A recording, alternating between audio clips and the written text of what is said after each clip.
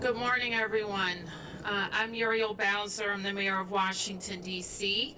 I am here today to provide a briefing on the city's snow preparedness.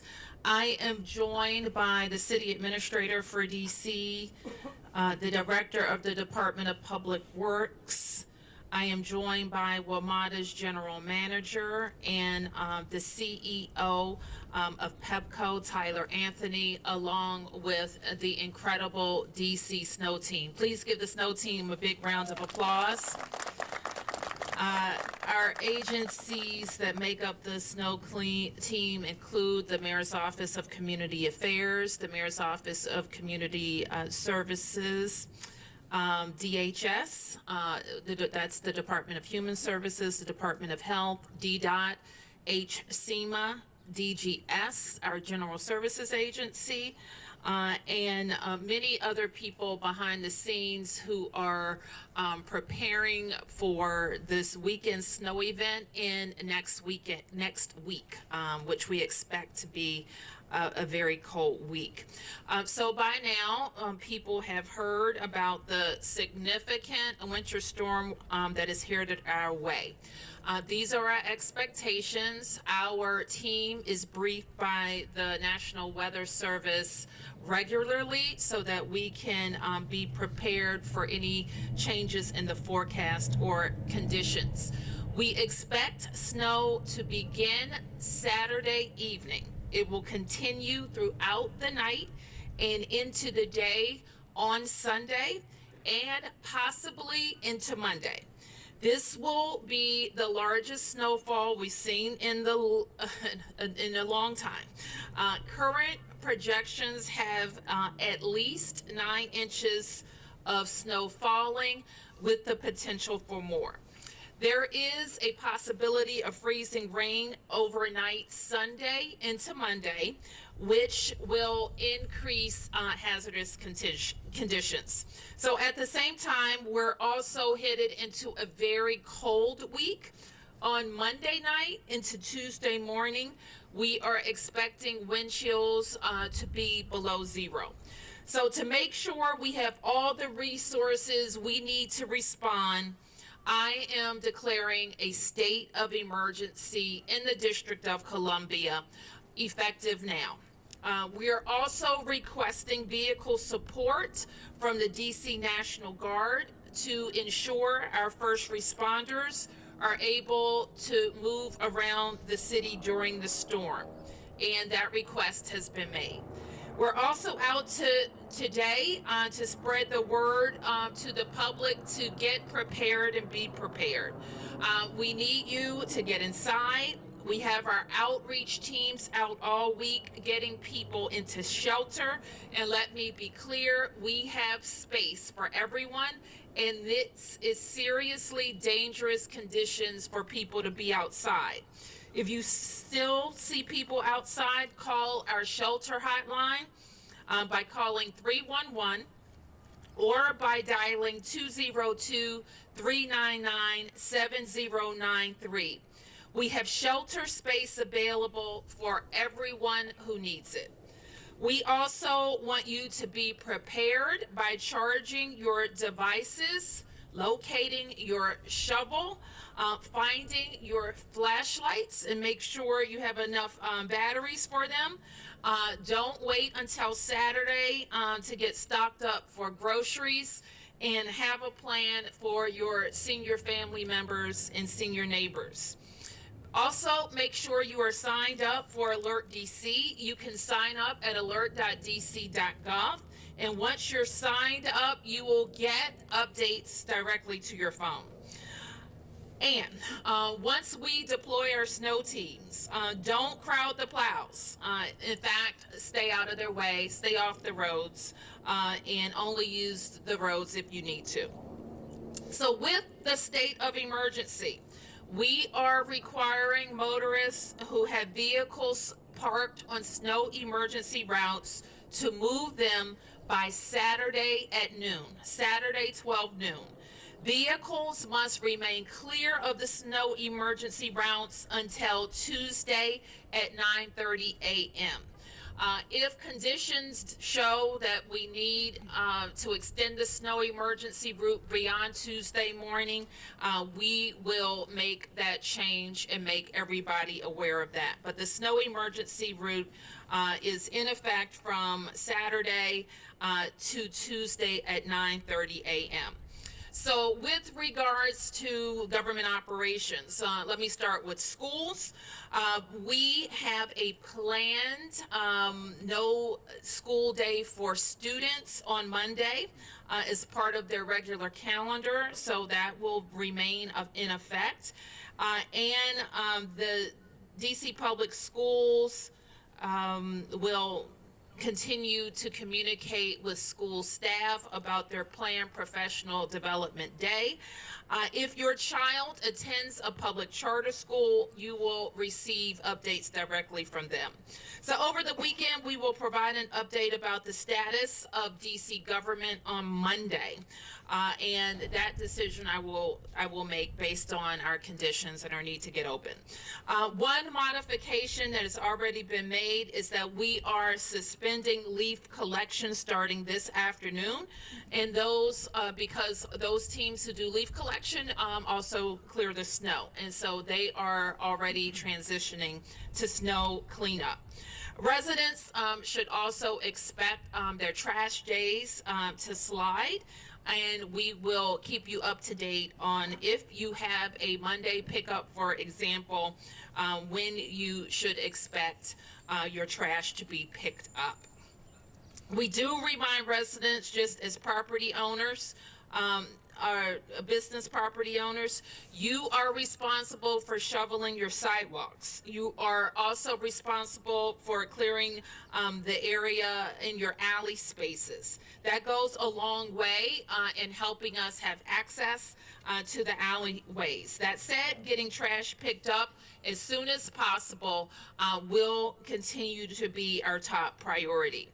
If you are a snow hero through Serve DC, thank you. And I want you to know that we will continue to communicate with you to get supplies out, and you should expect to receive communications this weekend about deployments. Serve DC Snow Heroes help people who are unable to shovel their snow with shoveling tasks. And since we haven't had a big snow in a while, this would be a good time for people who have some time and energy and are strong, strapping people who want to help a neighbor. This will be the time to serve your city and your neighbors. So please look out for information for sign up to become a snow hero. And again, I said this earlier and it bears repeating, check on your neighbors, check on our older family members, and make sure that people in your circles are prepared, because we're going to get a lot of snow and it's going to be very cold next week, which means the snow sticks around. And so we want people to make sure they have food, they have a safe passage in and out. And that goes for everybody. A lot of people get injured during this time. And that's from shoveling snow. So if you're not able, just think about your readiness to be out there moving heavy snow.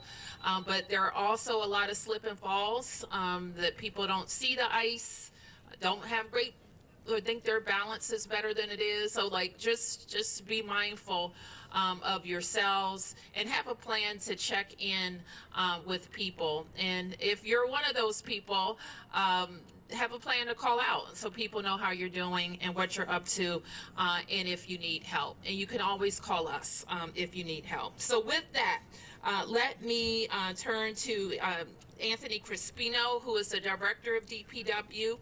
He will be followed by the general manager for DC Metro, and Randy Clark. And Randy will be followed by the CEO of Pepco, Tyler Anthony, and then we'll be able to take a few questions. Thank you.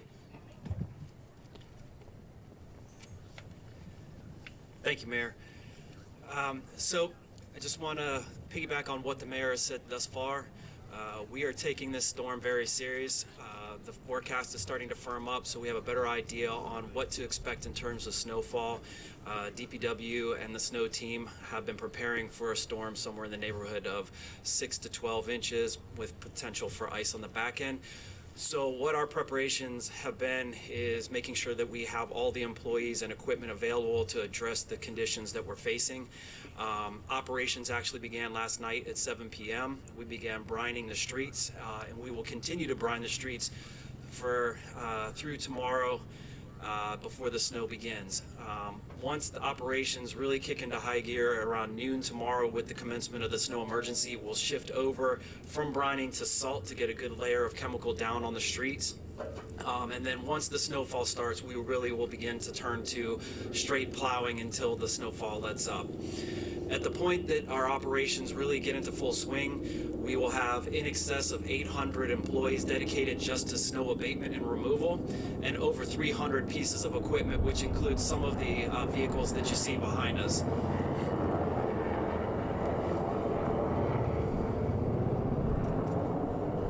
Apologize for the interruption.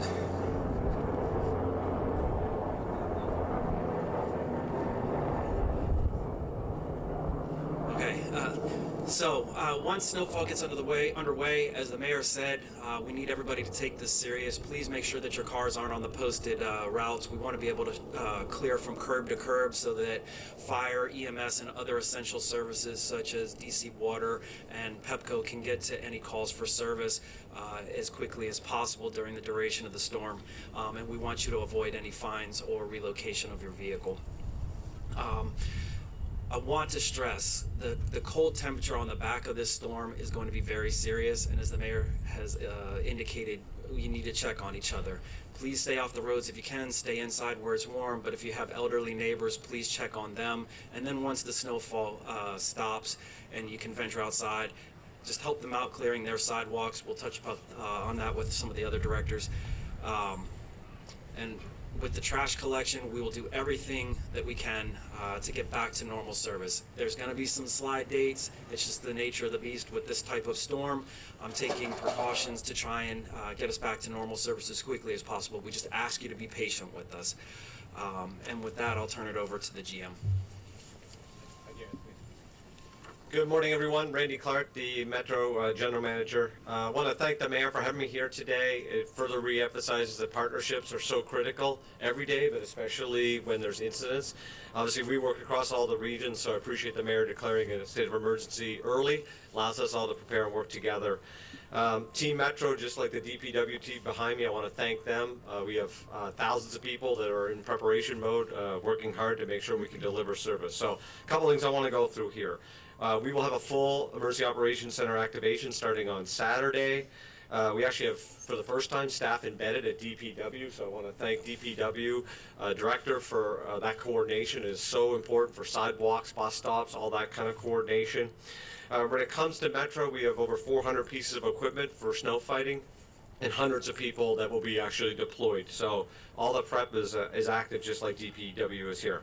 So on the service front, rail definitely can operate in snow, but all snow is different. We are expecting very heavy snow, and obviously then the potential of ice. That is what we are most concerned about at Metro, is the buildup in ice. Extreme cold temperatures, the mayor mentioned too, also lead to potential rail breaks. We've had a few this week with the very serious cold. So all of that is, we are going to run rail service at the ability of safely running through those conditions. So it could vary. We are not going to run one line and not the rest of the lines, but it could vary in sections where we don't have full availability to run safely. So all track work that we normally had planned for this weekend has been canceled, and all of our staff are in. One thing we're going to be doing, we're going to be storing trains inside, so we could fit about 60 train sets, give or take, inside the tunnels at all of our inside stations, and we'll be activating that very late Saturday night. We have our de-icer trains are already prepped and ready. Plow trains are ready, and all of our polisher trains are ready.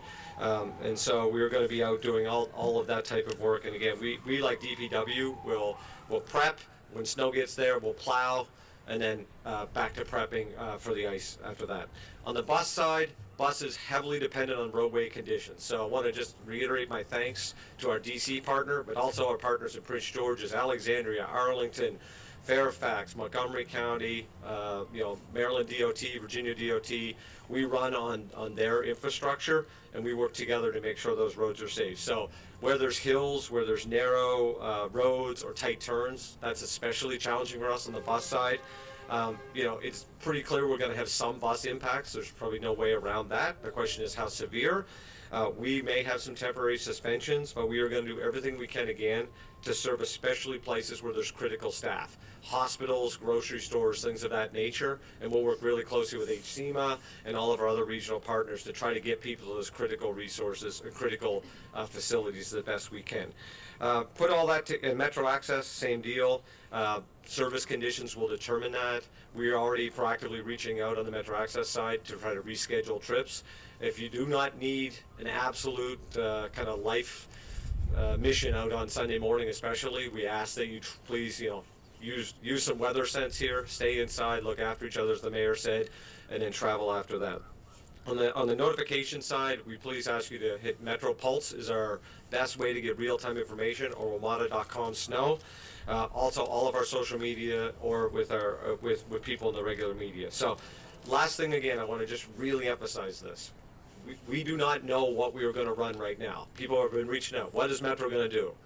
No idea right now, in the sense of, because we don't know the conditions. It's going to vary based on these conditions. We will only run service if it is safe, and if it's safe, we're going to run as much service as possible because we know how critical Metro is in people's lives in the DMV. So again, please pay attention to alerts, and they could be dynamic and real time, especially between late Saturday through sometime on Monday. And again, thank you, Mayor, for having me here today. I think Tyler?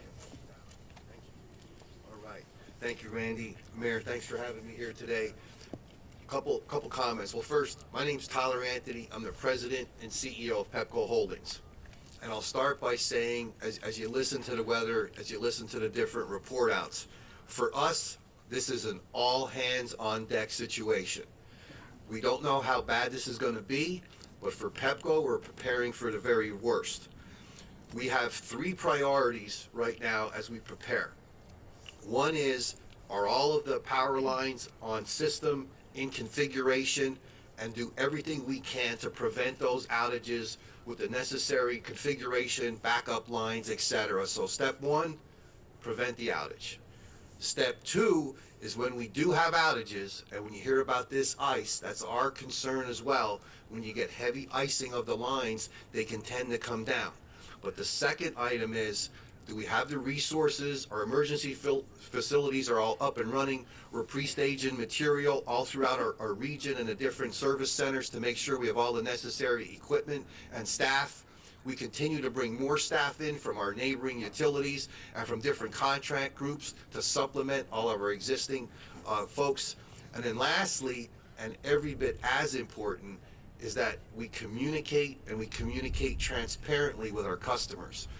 People need to know if they have an outage, what we know, what's the action, what's the restore time, so they can make informed decisions about their current situation. So again, our 3 priorities. Let's prevent these outages. Let's get them back as quickly as we can and be prepared. And third, we must communicate everything we know and be transparent about that. I'd like to direct everybody, a great resource for us is our outage map. You can find on our web link. You can see it. And also, I'll say a top priority for us, you heard Randy talk about it, is safety. Power lines can tend to come down. They can be buried in the snow. Safety is a top priority for us. I ask customers to report their outages. We have many ways to report them. We need your help in that, whether it's online, whether it's on the phone, or you can text us. Just go to our website. You can find all those different segues. So, I also want to encourage, as my colleagues talked about, I want to encourage residents to be prepared. It can be as simple as making sure your phone is charged. I love the mayor's comments about looking out for yourself and looking out for your neighbors. What will make this a successful response is that we all work together, and that includes our customers. So one thing I commit to you as CEO, we're going to work around the clock, and we're going to get this cleaned up and get everybody back to normal. very concerned about the combination of outages and the cold weather that can get very serious as it pertains to our residents. But you have our commitment. We're going to be here 24/7. We're going to continue to prepare, and we're going to respond appropriately. Okay? Thank you. Thank you for those updates. I also want to acknowledge Director McGaffin, who leads our OUC, our 911 and 311 call center, and all of the call center staff who are preparing to be there as long as it takes. And they are emblematic of a lot of our workers. When we get a forecast like this, they're planning to be away from their families for several days. And we want to say thank you in advance for that sacrifice for all of us. So with that, we can take a few questions. Yes, and let me ask Crispino to step forward, and Kevin to step forward and help me with any questions. Yes, Mark. Mayor Bowser, on the National Guard request, is it easier since they're already deployed?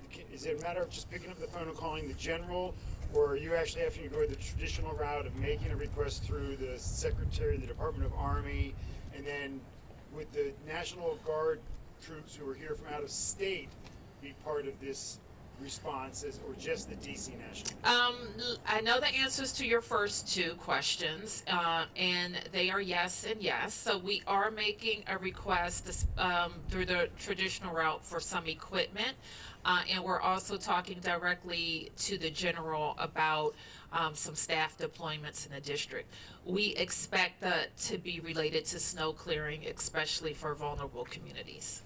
You're not sure whether the out-of-state... I don't know who's going to be doing what, but I expect the priority will be DC National Guard. Thank you. Yep. Any other questions? Yes. Morning for Metro and DPW. At what point with the rails will that determine whether you'll stop service? Is it when snow reaches a certain point on there that pivots that? And then for the streets, are there any areas that you all are asking people to stay away from once snow does start? I don't know if it gets more challenging around parks or winding roads. Great question. So with the declaration of the emergency, there are posted routes within the District of Columbia. Those are the areas that we would ask that the residents not park, because those are usually arterial streets and they are critical for police and fire to get from point A to B during the event. So for DPW and the snow team, it would be the designated snow routes. Please don't park there. Yeah, hi, thanks for your question. I think what you're referring to is there a level of snow on the tracks that we wouldn't run service? Yeah, so our goal here is first we're going to de-ice, which will minimize accumulation. When it gets kind of heavy, we'll have our plow trains out. Not to get too technical, but what we call, if the ball of the rail, our plow will plow to the ball of the rail, and the idea is to prevent accumulation. What we're most concerned about, again, is this heavy snow could turn into ice, where the snow could kind of chunk up around our third rail. No third rail means no power means no train movement. So that's why we're working so hard. The de-icers make sure the third rail stays kind of ice-free, and then we plow to remove snow. And that's the best way we do it. And that's why we're also storing trains inside. It's going to allow us to plow our yards. And when our yards have less trains in them, we can plow and create more space for the trains to move. So kind of a complex movement between kind of where on the depot side and then the track side. For the mayor or any of you, the question was just asked a moment ago about areas to stay away from. I mean, are there particular streets, hills, intersections that are particularly dangerous in this kind of weather that you yourself, Madam Mayor, would say to everyone, just don't go anywhere near there? Well, I think the overall message is if you don't need to be out during the active snowfall and immediately thereafter, to stay inside. And that's most of us. There are people who have to get to their jobs at hospitals and at grocery stores and senior facilities. So there are people who need to be moving and others that could spend a Sunday at home. And so we would recommend that. And frequently people who frequent certain roads, they know the roads that ice up faster. They know all of that. So there is a kind of rehearsed protocol of the priority streets. Every street some of the places I just described are priorities. We function from this kind of value set that we want to get through a event like this, which is, I may sound a little calm, but this is a big storm. All right, we haven't had a big storm like this in a while, and we have been preparing for this. We're very concerned about the cold. And the cold weather like this mixed with precipitation puts people in a lot of danger. Being outside in weather like this, somebody could die.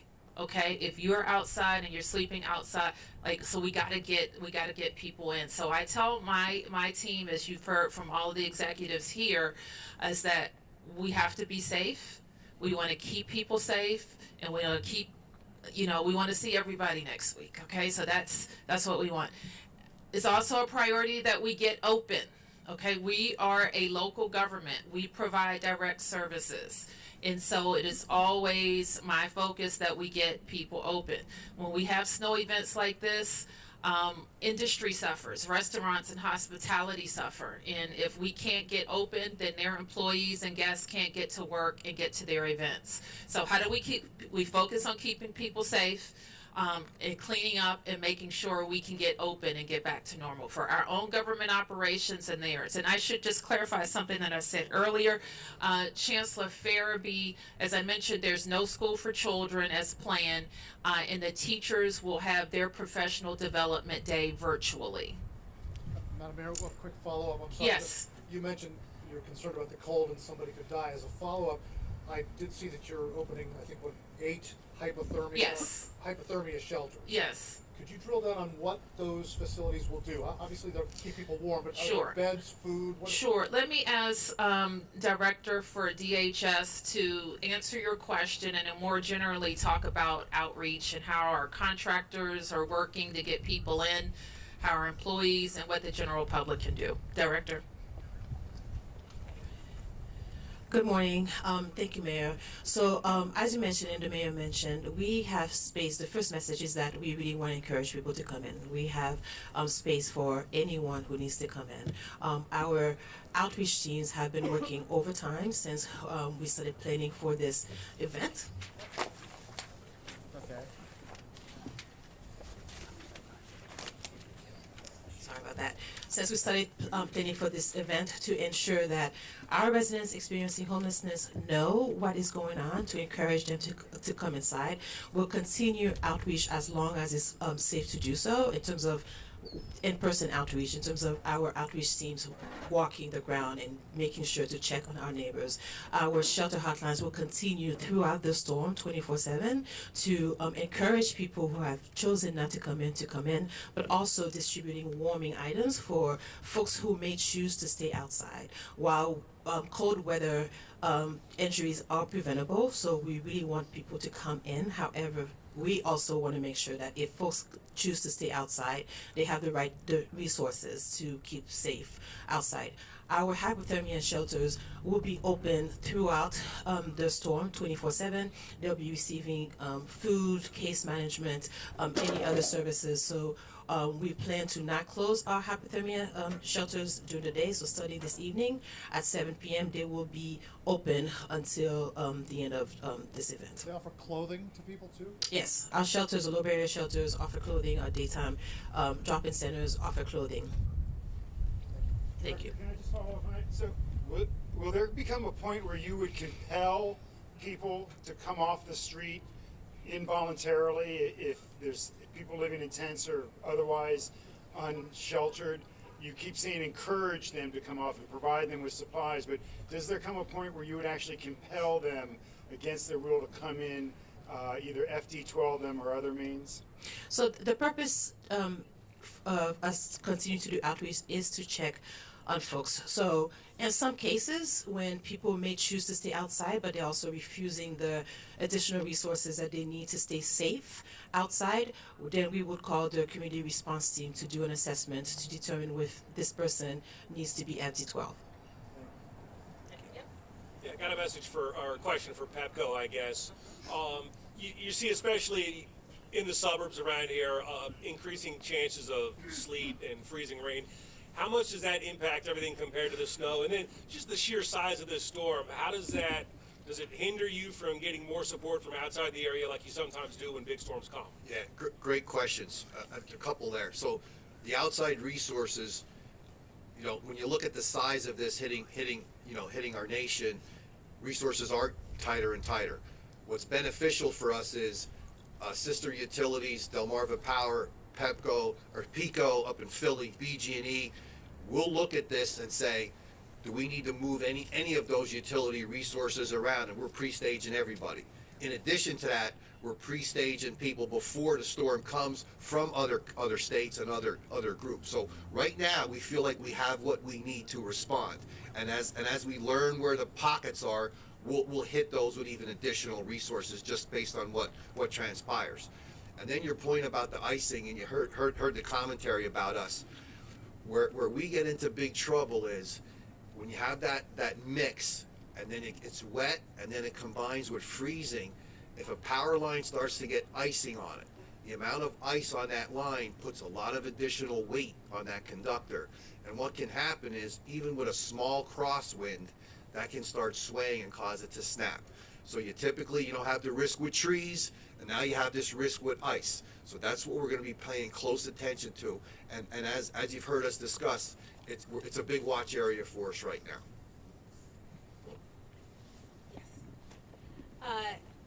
This question is for the CEO of Pepco. This is Toaster with DC News Now. I'm right here in the center.